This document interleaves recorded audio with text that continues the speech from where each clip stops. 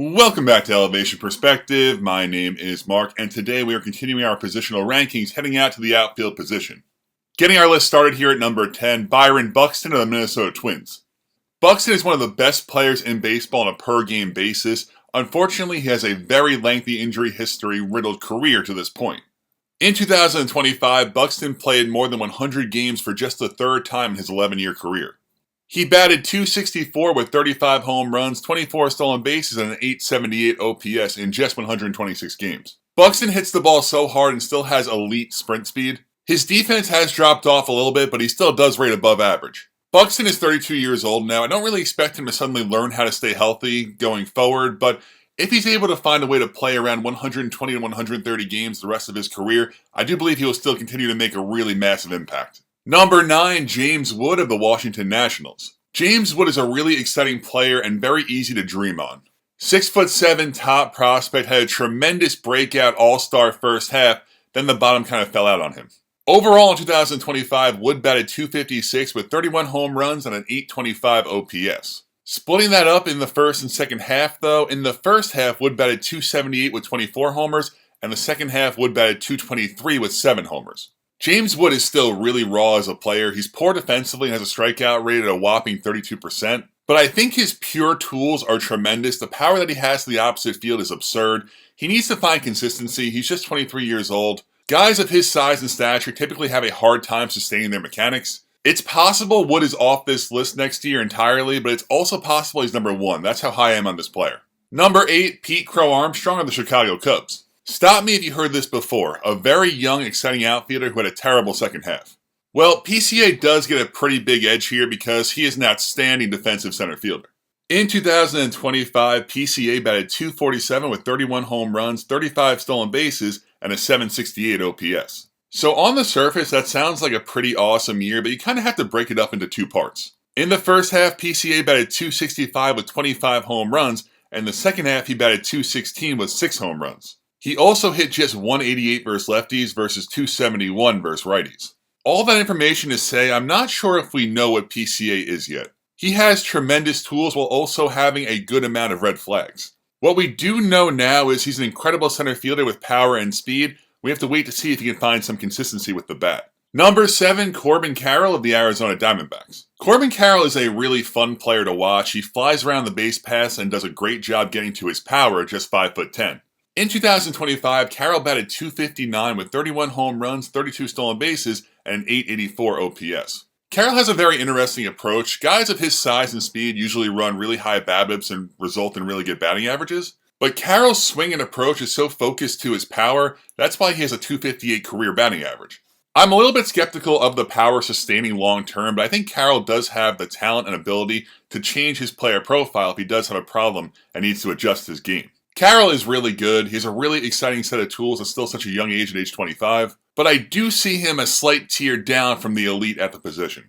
Number 6, Fernando Tatis Jr. of the San Diego Padres. I have seen the graphic a few times this offseason documenting the large difference between the numbers Tatis put up pre- and post-PED suspension. While it's true that he may not be that top 3 or so player in the sport anymore, he is still really, really good. In 2025, Tatis batted .268 with 25 home runs, 32 stolen bases, and an .814 OPS, and he won the Platinum Glove as recognition for the best defensive player in the National League. I think the MVP ceiling is still there for Tatis. Seeing how hard he hits the ball with that plate discipline and swing decisions he makes, I do believe there will be a year where he puts it all together and hits 35 to 40 home runs with that Platinum Glove defense, but until that happens, Tatis is just a really solid all-around player.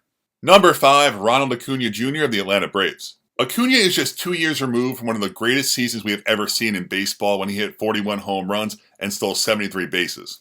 Unfortunately, he did tear his ACL in 2024, costing him to miss a lot of games, but when he came back for those 95 games in 2025, he still looked really good. In 2025, Acuna batted .290 with 21 home runs and a .935 OPS.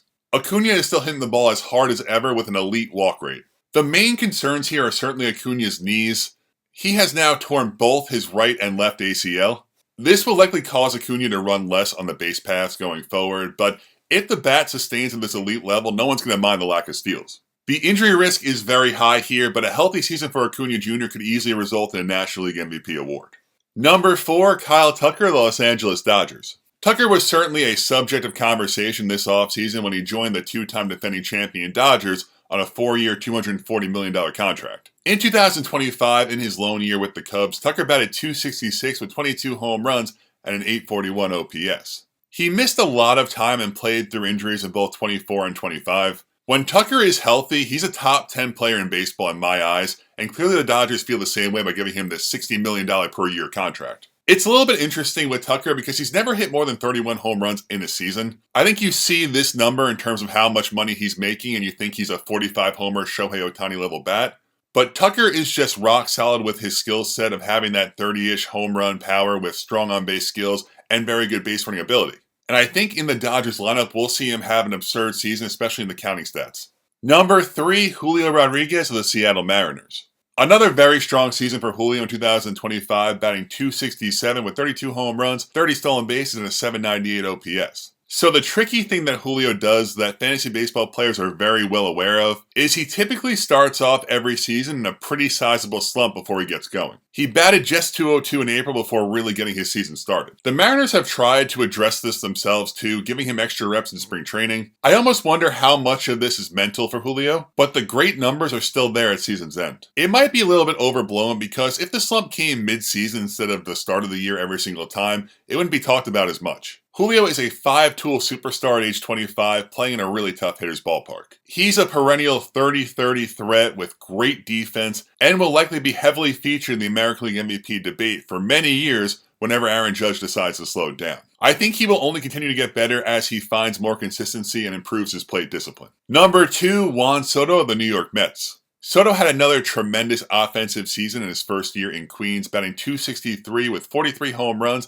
a .921 OPS, and an absurd 38 stolen bases. Soto hits the ball as hard and consistently as anyone while sporting the best walk rate in the league. It's pretty difficult to find anything wrong with Soto's offensive profile. The only real knock on Soto's game is his defense. He's going to be moving from right field to left field this year. It will be interesting to see if he's more comfortable and grades out better defensively in left. Soto is still just 27 years old. It's possible he is now just entering his prime and will only get better. I think at worst, he's a top 3 hitter in Major League Baseball right now.